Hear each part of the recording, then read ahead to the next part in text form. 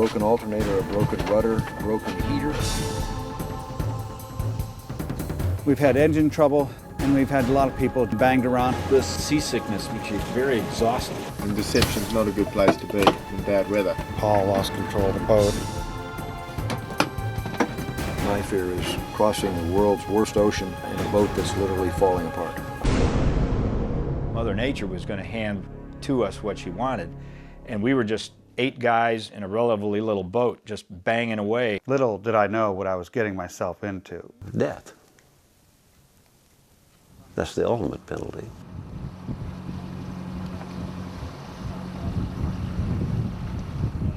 It is one of Mother Nature's cruelest tricks. To get to the most beautiful place on Earth, you must first travel through the most dangerous waters on Earth. 6 elderly men, hoping for the trip of a lifetime to see Antarctica, discover too late they are on a sailboat threatened by mechanical problems and fierce weather. We didn't really fully appreciate the potential dangers that went along with a trip like this, and so in effect we were asking for SOS. It would be an expedition on board a slender sailing vessel that would test the resolve of all those on board. I've got quite a bit of sailing background, but it's not as adventurous as you guys. Doc Blanchard, 63 years old, a former fighter pilot and career airline captain. Doc has years of experience in the air and on the ocean as a pleasure sailor. It was nothing that ever entered my mind of something that I might ever be doing in my lifetime. Doc and I shared our first assignment together in the Air Force in Vietnam. Jim Seitz, 61 years old, retired Air Force pilot, currently working as a corporate executive. Mostly sailed on the west coast of Scotland the last 2 or 3 years. John McCall, 65 years old, a Scottish-born orthopedic surgeon. While packing for the trip, John made room for what he calls precious cargo. About a year ago, my climbing partner and guide and friend of many years, Charles Fowler, and his partner Christine Boskoff went missing in the Jianyuan area of Sichuan province in China. Unfortunately, they were dead. So I've been dealing with that for about the last year. It's the first trip I've actually done without Charlie for probably the last 15 years or so. And I did bring his ashes with me at his mum's request. John plans to deposit his dear friend's ashes in the depths of the Antarctic, surrounded by mountains perhaps no one has ever climbed. And my 70th birthday in December. Paul Walker, 70 years old, a retired mechanical engineer. His son Scott is stationed at a remote scientific outpost in the Antarctic. Paul hopes for a long overdue reunion somewhere in the frigid cold. I'm the youngster here, I'm 52. And there is me, Bill Dorr, the youngest passenger at 52 years old. A longtime broadcast journalist, I've traveled the world covering conflicts and following dangerous assignments from Bosnia to the Gulf War. I thought this trip might be a piece of cake. So I decided to take a video camera along and videotape and document this. This is my 5th trip into the Antarctic. Jonathan Calvert, 77 years old, a retired investment advisor. An accomplished kayaker and climber, Jonathan organized this voyage on board the Spirit of Sidney. I think that age is a burden that you get in your mind that it doesn't need to be there. If you're physically fit and you're mentally up to wanting to do what you sign on to do. As an adventurer and an explorer who's made several expeditions to the Antarctic, Jonathan says it best with a quote from the poet Rudyard Kipling. He supposedly said that there are 2 types of men in this world. Those that stay at home and those that don't.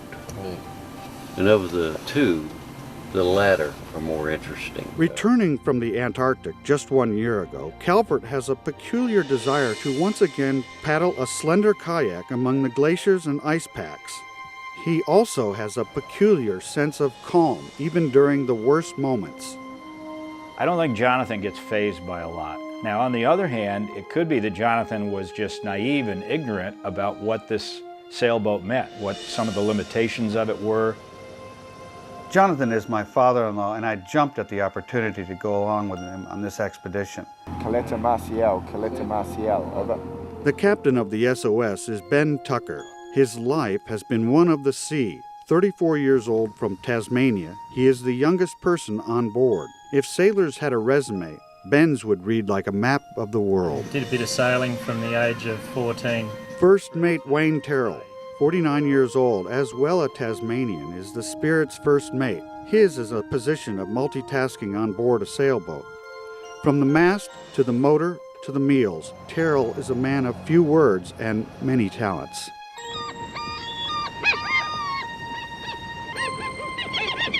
There was a sense of foreboding. When we spent 2 days sitting in the bay while they worked on the generator for the first of about 4 times, that's when I first started saying, well, you know, what's this all about? Before we head off, we basically just need a quick briefing, safety briefing, issue life jackets and a few key like that, so that if anything goes wrong in the trip, we know what to do.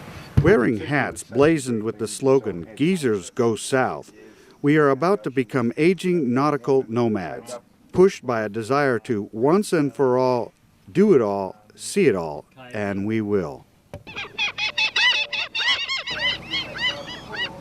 The port of Ushuaia, Argentina is the launching point for many expeditions to the Antarctic. At this point, the Spirit of Sidney motors along, heading down the Beagle Channel, its sails resting for the struggle of open seas ahead. In the description of this trip, I was told that we were going to get a chance to steer and grab the helm of a world-class, round-the-world sailboat. And this really appealed to me, that I would get a chance to actually take part and sail this boat. Little did I know that it was going to be more than that. Spirit of Sydney, we have just departed Ushuaia for Porto Williams. Over. The crew and the passengers are encouraged by the good weather and smooth sailing in the Beagle Channel. A short stop in Porto Williams, Chile, gives the crew one last chance to pick up extra supplies. Porto Williams will be the last touch of civilization for the next month. The next morning, it would be all hands on deck. We would be required to keep this ship going for the next several days with a heading of 180. Okay, Captain. Have a good trip. I use the main channel 16. Thank you, Porter Williams. You have a good day. We will return to 16. Spirit of Sydney out. Captain Ben gave us our assignments and our shifts, and that would be our whole life. See the one on the left. I had no idea that you would be 2 hours on the helm and 4 hours getting some sleep or eat or some type of rest, and then do it again, 24 hours a day for 4 or 5 days in a row. The Spirit of Sydney was built in 1986 to carry one person, one captain, to sail this boat around the world, and as I understand it, this boat had sailed around the world twice. It was originally an open-class 60-foot racing sailboat. We had 8 people on board this boat, and it was very cramped. The galley was very small. There was a stove that was built on a gimbal, which allowed it to rock back and forth with the waves and the shift of the boat. It was a very tight spot to work from. Across from the galley was a real small berth, and this was where Paul Walker slept and kept his gear. And then you can see Wayne in the chart room, which was very small, and he's working the GPS and mapping system. The dining table in the salon was the social place of the boat. At any given time, you could see somebody reading or writing in their journal or eating something or drinking some tea, but that's kind of the meeting place of the boat. The bathroom, or the head as they call it on a boat, was really tiny. There was a toilet right next to a little tiny sink, and in rough seas it made it really tough for moving around. The captain's quarters was right next to the bathroom. Captain Ben, as much as I loved him, he didn't keep his bunk area very neat. It was very cramped, and it looked like a very tight, uncomfortable place to get rest. Only in retrospect did we realize we were on this boat in its condition and heading for some of the most dangerous waters in the world, possibly the roughest oceans in the world, the Drake Passage. Not a lot of people get the chance to take the helm and sail their own boat to the White Continent. Each passenger has paid $10,000 for the trip. As we approach Cape Horn, then open waters, we must first stop at the Isle of Herschel, a safe mooring for the second night on board. 14 hours after leaving Port Williams, we find out the truth behind the Spirit of Sidney. Now, a couple of people holding out on either just side. in between. The captain had suggested that maybe we take the little inflatable boat called a Zodiac out and blow it up and go to shore and do some hiking and some exploring on Isle Herschel. Just before we did that, though, he informed us that there was a problem with the generator and it was going to need some time for some repairs, so he suggested maybe you take your time and enjoy yourselves hiking. While we were taking this hike, our captain, Ben, was back on the Spirit of Sidney doing repairs to the generator. I don't really think that either I nor any of the other guys, the paying passengers on board, had any true misgivings at that point about the safety of the boat. What governs every move, every date of departure, every sailing schedule is something called the Drake Passage. It is the most dangerous ocean crossing in the world and the only practical way to get to Antarctica in the Western Hemisphere. The Atlantic and Pacific Oceans converge in the Drake, and katabatic winds serve as a brutal welcome to the Antarctic. With gusts measured at 200 miles an hour, the Drake can be a histrionic force of nature's extreme worst. For a 60-foot sailboat, we must only attempt a crossing of the Drake in a rare window of good weather, and only in a vessel with all operating systems in perfect order. That was not the case with the Spirit of Sidney. This kid, this captain, sat down with a book, and he opened it up, and he looked at a picture of a generator, and he said, "Ah!" The captain continues another full day of working on the bracket for the generator, and then the alternator, which had also failed. The captain got us all together and said to us, we can either turn around and go back to Ushuaia and do the repairs and abort this mission, or we can go with the broken generator and broken alternator, and I can repair once we get down there. At that point, I was not anxious to cross the Drake Passage without a generator, simply because, again, it's a 60-foot boat. It's a great big 500 nautical mile wide stretch of the fiercest ocean in the world, and something's already broken. So my thought on that is if the generator's broken and this boat is about to head across the Drake Passage, what else doesn't work? I felt like I'd come so far that to do this that I had confidence in the two professional skippers. If they were willing to, I was willing to. We all decided that, what the heck, let's go for it.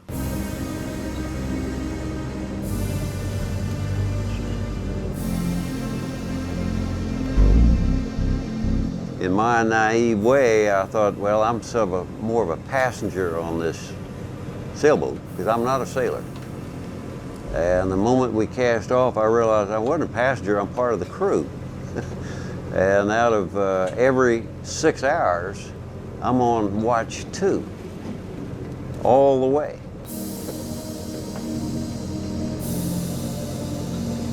There's an element of risk when you sail a boat across the Drake Passage. And you know, I was comfortable with that element of risk, not knowing what the element of risk was exactly.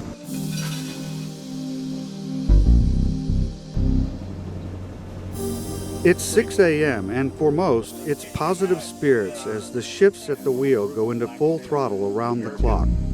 If all goes well, the Drake crossing should take 4 days. It wasn't long before the reputation of the Drake appeared before us.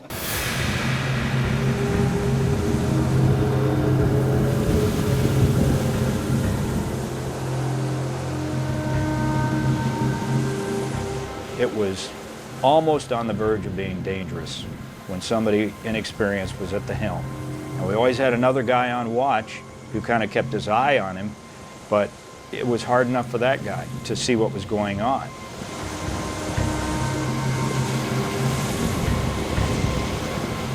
I'm back here in the upper berth of the Spirit. We've nicknamed it the meat locker because it's so cold. The weather's definitely cold, and the sea has changed to about 38 degrees. It's 10 o'clock on a Monday morning, the 18th, and we're still plugging along. The sails are out, it's raining hard, and everybody continues to take their shift of 2 hours on and 4 hours off. in those 4 hours of being off, we're trying to get as much sleep and eat and rest as possible.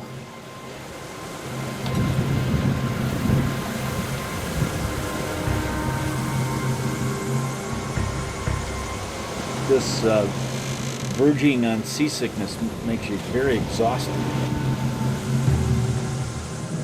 For a group with limited experience, crossing the Drake becomes a challenge. We're fighting a good storm right now, and as you can see, we're rocking pretty hard. I've got my camera mounted to a bunk bed here on some webbing as we continue our journey. I'm going to be glad when it's over. This has been tough. Damn. Every minute is another inch. It seemed to wander back and forth, and you were constantly moving the wheel one way or the other. The roughest body of water in the world. It was pretty bad. As it turned out, it was a symptom of a problem that we would find out later. One of the guys I remember yelled out "iceberg," and we all looked up, and the iceberg wasn't an iceberg, it was a piece of land. Then we knew we had made it. We knew that from then on, we didn't have to be on 24-hour watch anymore. That was a big relief, big sense of relief.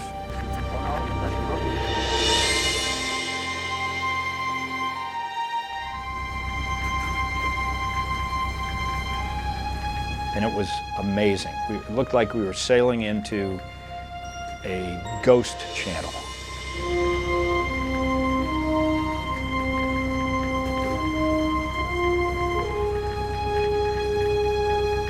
The whole area was kind of shrouded in mist and haze from the snowstorm, and it was like entering the magical kingdom.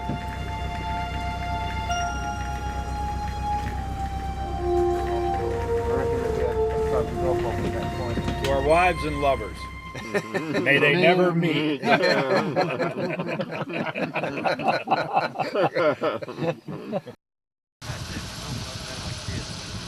At dawn, our first day in Antarctica, sunshine greeted us as we began sailing down the Antarctic peninsula, as we headed for a place called Enterprise Island.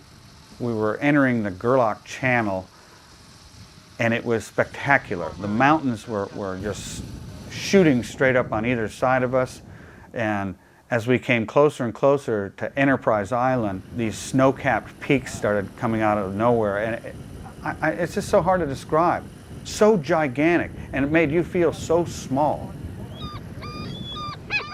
There's a half-sunken ship there, and there's this big French boat tied up there, and we tied up next to it. And later that evening, they invited us on board, and as we got to walk around, we noticed they've got their own bedrooms, they've got a shower, they've got a room where they can hang their wet clothes and dry. They had a salon area. We had 25 people standing in there having cocktails. It was huge. It made our boat really feel small.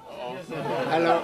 It was a relief to see people. It was more of a relief to know that we were at a place where we had intended to be all along, so therefore the plan was working. Once we pulled up next to it in the Spirit, we realized, boy, maybe we should have tried to get on board this boat. Until we had found out it was $25,000 a person, and there was a 2-year waiting list. Although seeing other people was a welcome sight, the French boat, the Vieille, would prove to be the Spirit of Sidney's saving grace. The next morning we got up, and I look out onto the stern of our boat, the Spirit of Sidney, and Jim Scythe is there helping our captain Ben get into the water with a dry suit, and I thought, what the heck is going on here? Ben had borrowed some scuba gear and a dry suit from the Vieille, the French people, and was going underneath our boat. And then we were immediately asked to start getting pails of water and heat them up for them. Well, Ben was going in to check the rudder, and we were unaware about this, but there was a problem with the rudder. All the bolts holding the rudder onto the bottom bracket had backed out. They were gone. They were missing. And we were heating salt water so that he could come up and dunk his hands in there and warm them up. Otherwise, he couldn't use his fingers.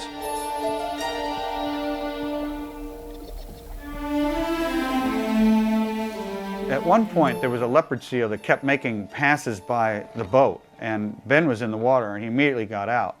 And so at that point, Wayne or Ben or somebody had said, anybody that is not doing something to help out, be on the lookout for leopard seals, because a human does not want to be in the water when there's a leopard seal around, because they are deadly and they are dangerous to human beings.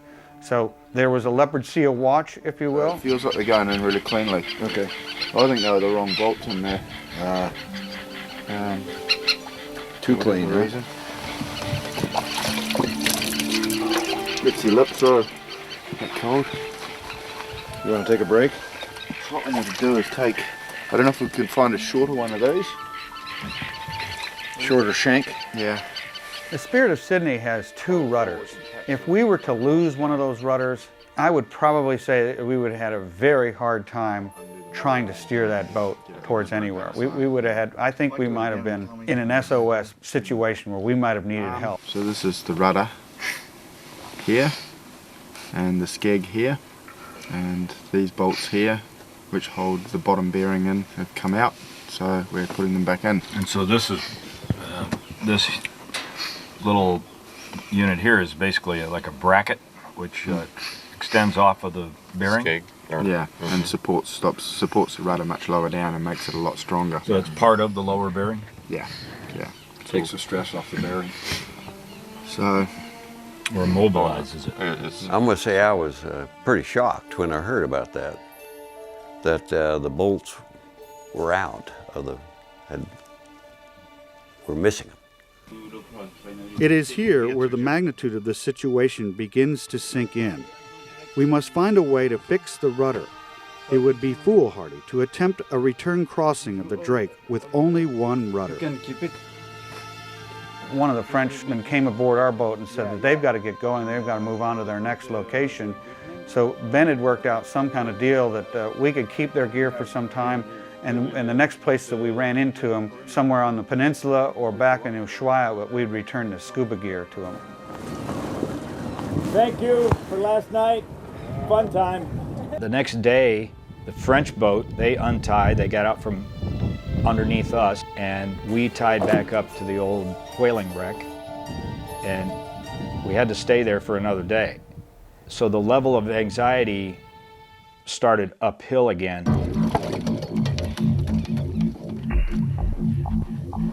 After the French boat left Enterprise, Ben found some bolts, and Ben got the dry suit back on and went back into the water, and I think he was in the water well over an hour again, with water temperature somewhere between, I don't know, 32, 34 degrees. Ben goes under this time for what seems to be an eternity. The minutes pass slowly as Ben patiently works in the unbearable cold. Alone in the Antarctic water, he struggles to perform the awkward repair wearing gloves. To everyone's astonishment, after a long time in the water without surfacing, the captain removes his right glove to get a better grip on the repair job. Frostbite can occur in seconds at this temperature. Ben continues to stay in the water. We timed Ben. He went back into the water, and he was working underwater with bare hands in freezing 32, 33 degree water.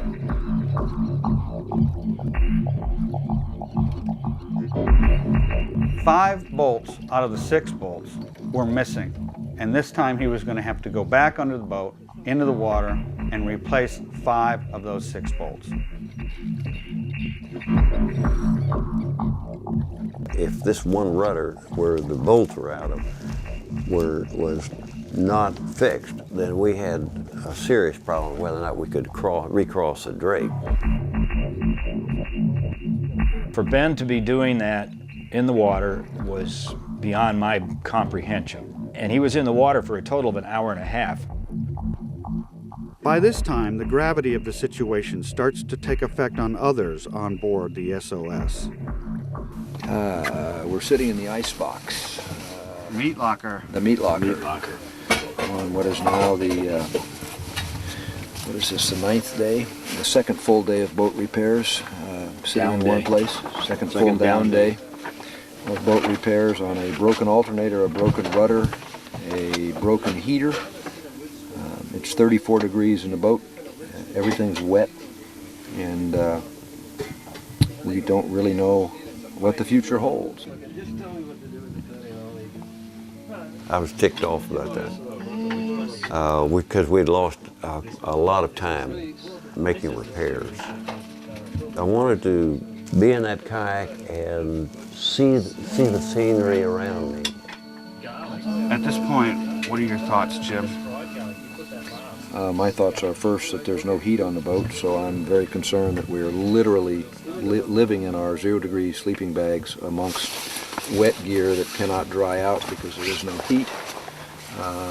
But mostly my fear is crossing the world's worst ocean in a boat that's literally falling apart. I, at this point, am beginning to fear for my own personal safety. I think Paul was wondering if the reunion with his son was ever really going to happen. With all the troubles that we were going through, I think Paul was beginning to wonder. Right? You guys ready? John McCall decides that this might be a good time to put together what felt like an awkward ceremony. All right, well, I came here to, at the request of my good friend Charlie Fowler's mother and his sister. Charlie was killed in a climbing accident in Sichuan province in Mount Genyon. For those of you who don't know, Charles Fowler was 52. He was a very, very well-known American climber. He was the ultimate dirtbag Charlie. He could live on $1 a day or maybe even less. He was a kind of a very quiet guy. He didn't say a lot about himself. He didn't beat his chest. And he had tremendous integrity. As he was getting a wee bit older, he started to make films and do photography and write. And unfortunately, his life was cut short before that happened. He was killed with his partner, Christine Boskoff, who is a girl from Wisconsin who owned Mountain Madness. And Christine was basically, she was the only living female that had climbed 6 or 7, I think, of the 8,000 meter peaks, including climbing Everest 3 times.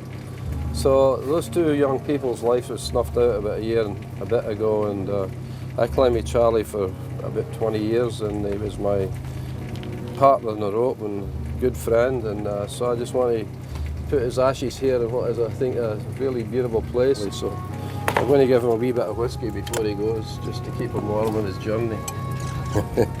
Just a wee bit though.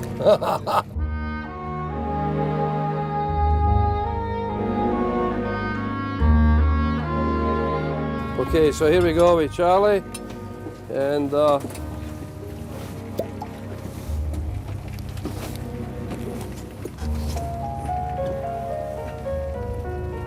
here you go, Charlie. You're back in a place that you want to be, in the mountains, in the big hills. There you go. So here's to Charlie Fowler, and now all those guys that go to the big hills and places like this, and to the rest of you. To Charlie. Charlie. And Christine. And Christine. Slanjiva.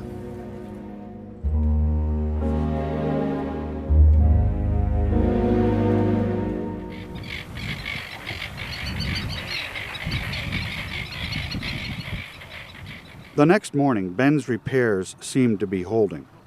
For now, cruising through the Gerlach Strait, Jonathan starts to see some familiar territory from previous trips. It's an island that's in Paradise Harbor. In 2003, the ship that took us down there went off to take some divers and climbers to other areas,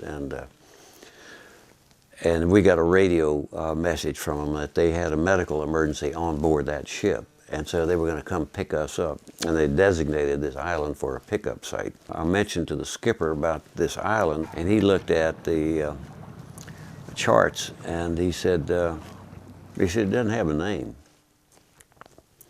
And so he named it Jonathan Island, after me. I wrote a note with the data, my signature and the witnesses, and put it under a rock, and it's still here, but it's pretty wet, but it stays here. So anyway, this is Jonathan Island, and here we are, no visibility, snowing, just great day. Just a great day.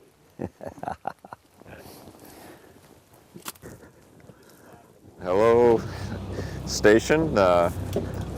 Paul Walker's heading that way for his reuniting with his son. Over. We'll look for you.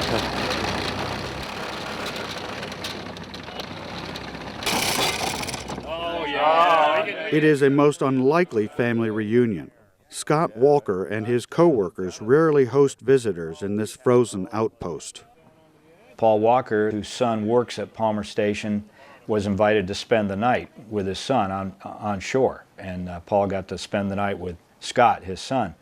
It was amazing. Just spending that one night with one less person on board made a noticeable difference in the amount of room and space and room to move around we had on the boat.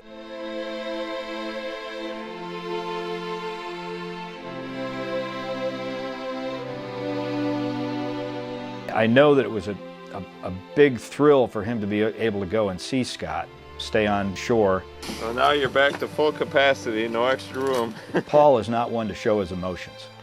And so I didn't see much emotion other than, if anything, he became more quiet than he had already been on the trip.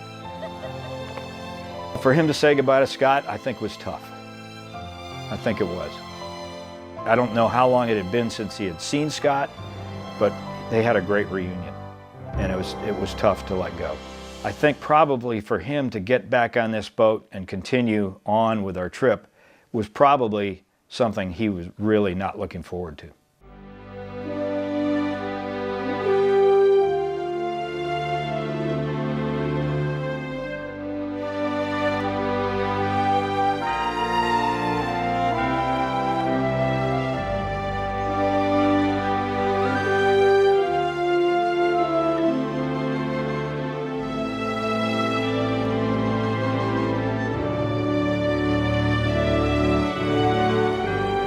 After we had left Palmer Station and we were sailing along a shoreline, all of a sudden there's this opening and there are these 4,000 foot vertical mountains that come right out of the water.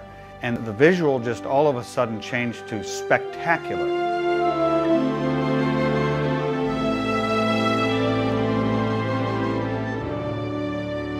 Watching Jonathan standing up on the bow, just as silent as can be, and with his eyes searching either side of the channel, and we all wanted to go up there. We all wanted to stand there and enjoy that moment with him, but it seemed so special for him, going back for his 5th time, that we didn't want to bother him. We just wanted him to enjoy this and to seize that moment. You're looking at a channel that you're going right at, and these ice cliffs on either side are up there. I mean, it's a spectacular sight.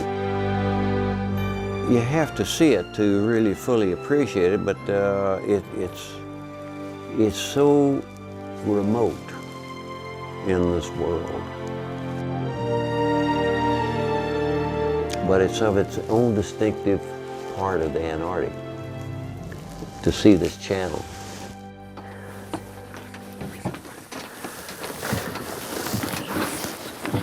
We were watching Jonathan getting his dry suit on, and we are going to be paddling the Lemaire. This is probably one of the high points of the trip. This is something that Jonathan came there for. And here we go. Here we go.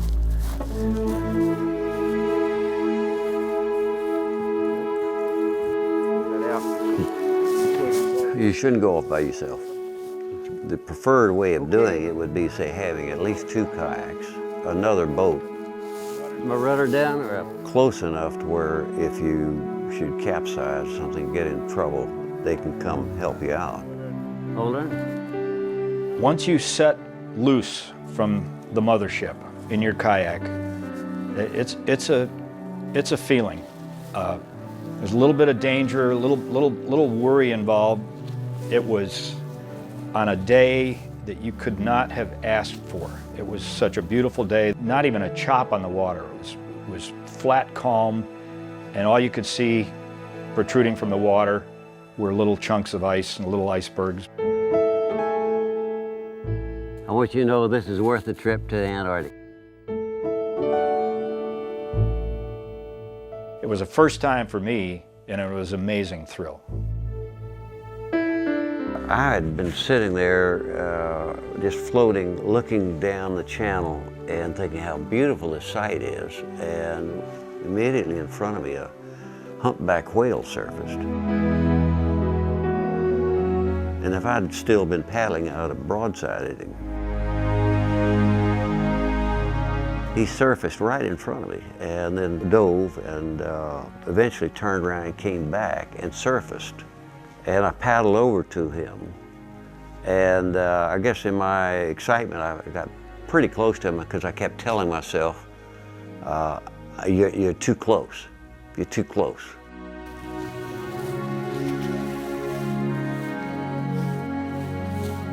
Bill, you wouldn't believe, but a whale crossed right across my bow no more than 10 yards ahead of me. If I'd been paddling, I'd have run right into it. Get a picture? Yeah, yeah. But he crossed directly in front of me. I had just put my camera away so I didn't get, but he just suddenly surfaced.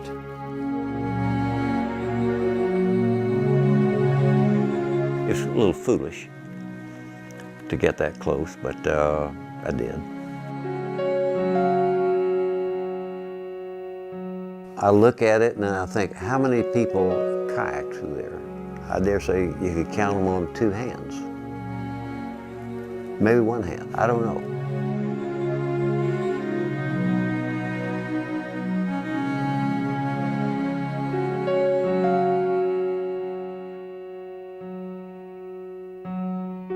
I was pretty close to the glacier and the waterfall coming out of the glacier and looking up at these walls, rock, ice walls, 4,000 feet or whatever. And you realize how small you are. And you just sit there in wonderment of the beauty of this particular area. What a trip. What a trip. That's for the record book.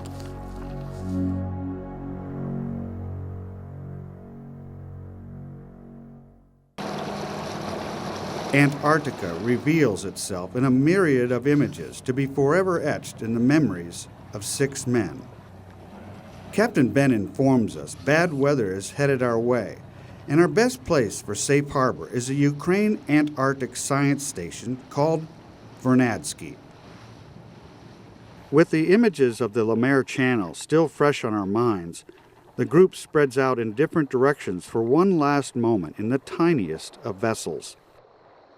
I'm paddling my kayak, and it's awesome. I mean, everywhere you look, there's a new scene, and the mountainous terrain coming right down to the water and disappearing into the water is just phenomenal. This is amazing. The only sound is the sound I'm making with my paddles, the kayak gliding through the water, a skua somewhere squawking away, and way off in the distance is the sound of a waterfall coming off the glacier. You can't see it, but you can hear it. It was like being in a different world, completely out of sight of humanity. And there's not one breath of air, no breeze. Yeah, we've come a long way to get to this point. Thinking back about our crossing of the Drake with 10, 12-foot swells. We got to go back across that, and maybe a 4-day trip across it. I must say I'm not looking forward to the return journey, but we got to do that. Ben says there's a storm moving in of pretty good size. When it'd get gray, it was like the ice was looking down on you and saying, visit, but you can't stay. And we talked about it, how it just, you'd sail into these bays and you just feel like the bays were sort of watching you and saying, yeah, okay, 24 hours is good, the wind's blowing, but head on out. When you're done, head on out, because if you don't, I'm going to make it rougher for you.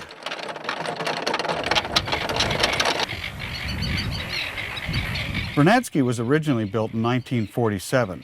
It serves as a scientific station on the Antarctic Peninsula. In 1996, the British government sold the base to the Ukraine government for £1. 24 people live at this base, which is a nice-sized settlement for this part of the world. In Vernadsky, there is an old bar that the Brits built to look like a British pub. Cheers. Cheers. Cheers. Cheers.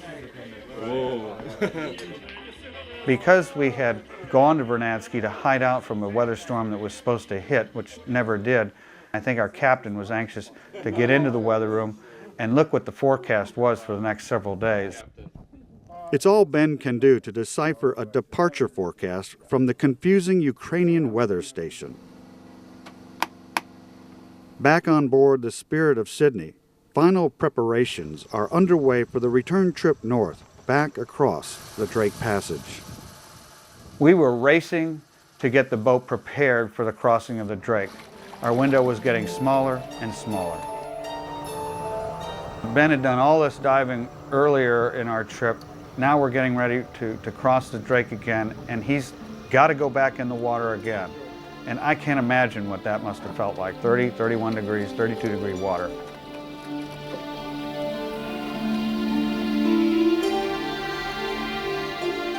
Ben had a wrench that was tied to his wrist so he wouldn't drop it in the freezing cold water.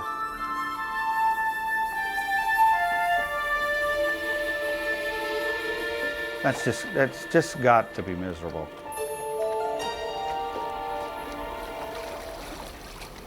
You know, and once again, Jim is watching for leopard seals and doing all he can to help with Ben in his diving. Every few times he would come up, he would stick his hands in the warm water to warm up his hands. Yeah, blood was slightly loose. In the back of everybody's minds was the nagging question, would the repairs that Ben was making, would they work, would they hold up as we crossed the Drake? Watching Ben, I think he's probably one of the best sailors in the world, and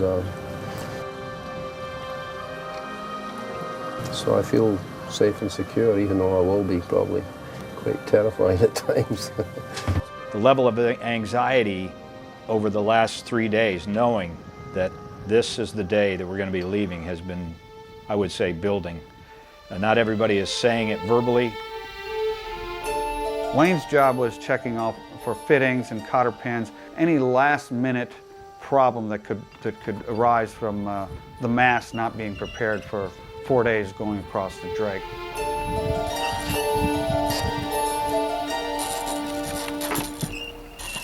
Excellent. As we pulled out and headed towards the Drake, I remember watching it as it began to fade down back into the mist, drizzle. Within an hour or so, we were in the Drake. The motion was herky-jerky. It wasn't predictable at all. Everybody was slowly getting seasick. The problem was that the wind started coming up and the ocean started getting rough. We've still got 3 days ahead of us to cross the Drake. We've been doing these shifts since Saturday, where you are on the helm for 2 hours and then you sleep for 4 hours, and you do that over and over and over and over again. Then you crawl in your bunk and sleep, or go to the bathroom or eat. Haven't shaved or showered. Clothes are dirty. Today we had a major diesel spill in the cockpit. Everything got covered in diesel. A few minutes ago, Paul lost control of the boat and we roached ferries to starboard side. Now we're on a port tack.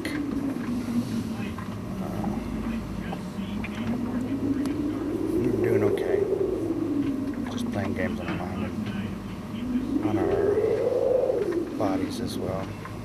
If I let go of this, you can see how much we're rocking, see? There you go.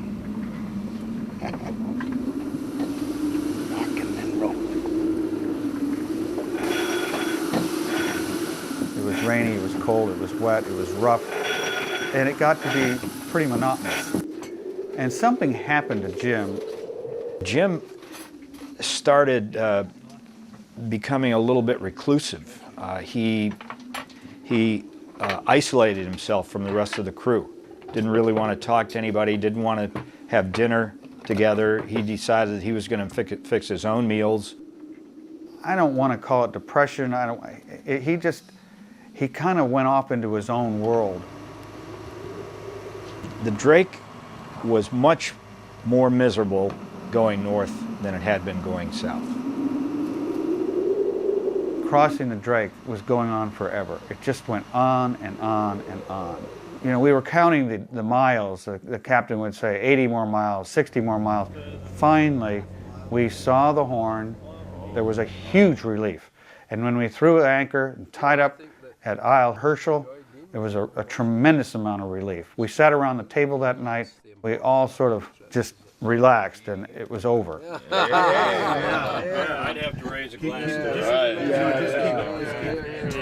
Took the pressure off to shift the aid crew. Yeah, just put it in there. Thank you. You know, I think about age a lot, and for different reasons, because I'll be 78 next month, and you know, time marches on, and I look at when we pulled out of Palmer the other day, I said, I'll never see this place again. Mm-hmm.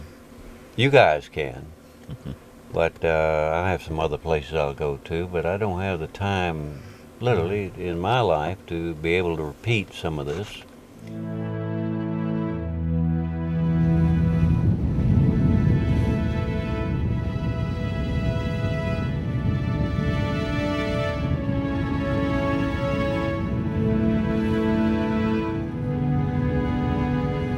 The final hours on the water bring a sigh of relief among the battered, exhausted, exhilarated crew and passengers on board the Spirit of Sidney. Valero, Spirit of Sidney on 1-2. This is Lima, please Papa. Good afternoon, sir. Good afternoon. We are just coming into Ushuaia.